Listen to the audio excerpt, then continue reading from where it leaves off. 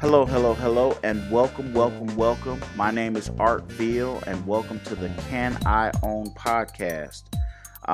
This episode is where we'll be discussing what caused the housing market crash and how you can benefit from it in today's market. Um, this podcast is for families that are in hopes of owning a home or trying to go through the process to own a home. And this is my attempt to shed some light on the entire process and to hopefully help you along in your journey toward home ownership. So, today's podcast, I'm going to discuss what happened with the market crash of the early 2000s. I'm sure most people, if not everyone, knows about how the real estate market and the economy and pretty much the world economy had a real setback in the early 2000s because of, and the spark that started that whole thing was the American housing market. When the American housing market crashed, it caused a lot of other things to that were kind of being, I guess, propped up by the housing market. It caused them to crash as well. So I want to discuss why this happened, and I want to discuss, what's changed since then, and how you, as a person that wants to become a homeowner, can benefit from this, and some of the things that are now actually an advantage for you. So the first thing is how this whole thing happened. The market crash happened in the early 2000s. The process of why it happened actually started in the early 90s. I'll try to make this simple as possible. Um, Banks had come up with, typically when you get a mortgage on a house, when you borrow money to buy a house, the bank gives you a 15-year or a 30-year mortgage, and the bank would traditionally hold that mortgage. So they would hold that paper saying that you owed them, this money for the next 30 years. And you would pay payments every month. They would collect the interest that's part of that payment, and that's how they would make their money. Well, in the early 90s, they came out with, some bankers came out with a product where they could bundle mortgages together. In other words, take 1,000 or 10,000 or 100,000 mortgages and package them together and then sell that investment as one investment. And they would sell that to Wall Street and the investors on Wall Street. And the thought process was that it's a loan or a big loan that, is compromised of a bunch of small loans, and people pay their mortgage because who's not going to pay their mortgage? This is where they live. And so Wall Street loved it, and they bought up a bunch of these packaged mortgages. And for a while, everything worked. But what ended up happening was Wall Street wanted more and more of these investments, and the banks didn't have more and more people getting loans. So they had to figure out a way to get more people to get loans.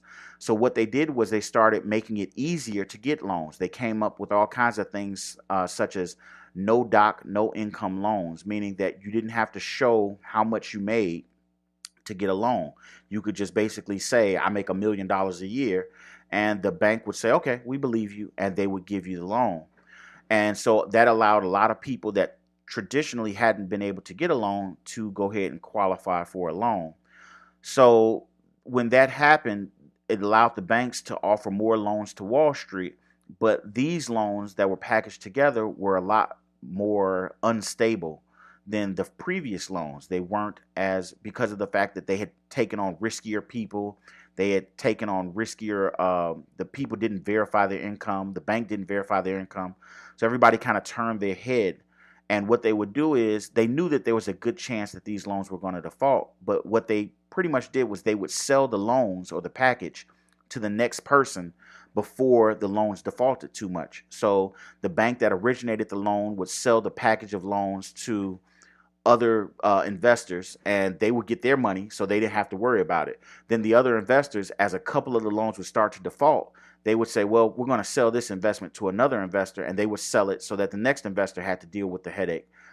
And it just made that's why a lot of people, when they had mortgages, their mortgage jumped around a lot about who was servicing their loan. They would have, they started off with Bank of America, then they go to Amalgamated Securities, then they go to Tom, Dick, and Harry's loan servicing. So it moved them around a lot. And that was because the loan was constantly being sold.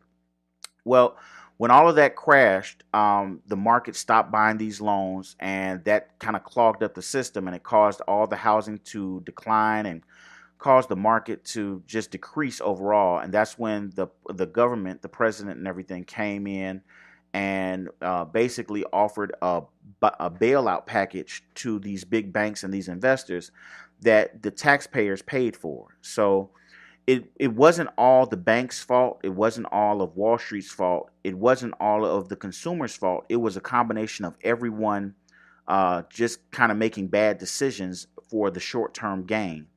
And so I don't particularly blame Wall Street, but I don't exactly give them off the hook because they are partly responsible. Same way with the banks and same way with the consumers. A lot of consumers were told that all of a sudden they qualified for a $200,000 home. And even though some of them were like, I can't see how I can afford a $200,000 home, they, still went ahead and, took the loan. So that is part of the problem. Well, fast forward to now, and there have been a lot of safeguards put in place. They're not perfect, but there's different processes put in place to make sure that banks don't just give anybody a loan. Banks aren't quick to just give anybody a loan nowadays because they took such a hit when the market crashed, but they are trying to get back to giving people loans, and it's a slow process. So it just takes time for the market to get back to growing again. Now, when the market before the crash, the market was hyper growing. It was growing extremely fast, and that's not realistic. That's why we had the crash. But there's usually a slow and steady pace of growth in the market, and that's what we're trying to get back to now. So the market crash was a very bad scenario. A lot of people lost jobs, businesses went out of business, and everything else. But it has also offered some opportunities in today's market. Now, you as a person that hopefully is trying to buy a home or in the process of getting qualified to buy a home, there are a couple of benefits to you from all of this. One benefit is that in certain communities, in certain areas, the housing prices are definitely lower than they were previously. Housing prices are recovering and starting to come back, and in some areas, they've even gotten strong. But in the areas that were affected the most by bad loans, those housing prices are still relatively low for what the quality and size of house that you're going to get. Another benefit to you as someone who wants to buy a home is that interest rates are really low right now. And that's a great benefit because with interest rates low, you can actually afford more house with the same budget. In a lot of my products, in the CanIOwn products, I very much stress families knowing their own numbers. In the market, when the market crashed, a lot of people went to a lender to find out if they could get a loan, and the lender told them you can afford this much house. And people just took that as, okay, well, that's how much house I can afford. But it's very important that you know your own numbers to buy a house so that you know how much you can afford. And even if they tell you you can afford more, you don't go outside of your numbers.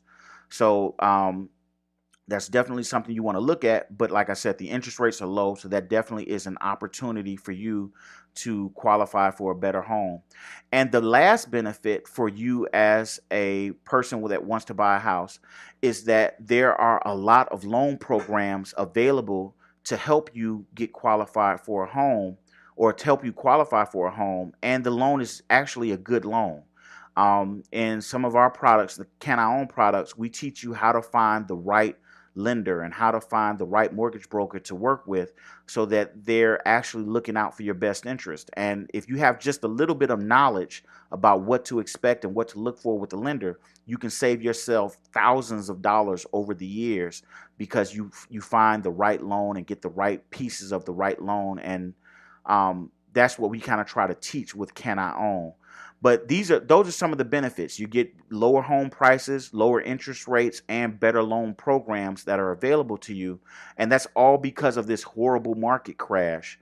So before we condemn this market crash as being the worst thing ever. And it was bad. Don't get me wrong. A lot of people lost jobs and everything, and a lot of businesses went out of business. But there is some benefit. There's a silver lining. And for you as a consumer that wants to buy, you can really capitalize on some of the benefits that are available now. If you have questions or you have thoughts about this, or you want to share your experience with the housing market crash, or if you were caught up in some of the craziness that went on, I'd love for you to share your comments in this comment section below. We can talk about it. We can share some of the problems that people are having now, and I can tell you how to get around those problems or get around those issues.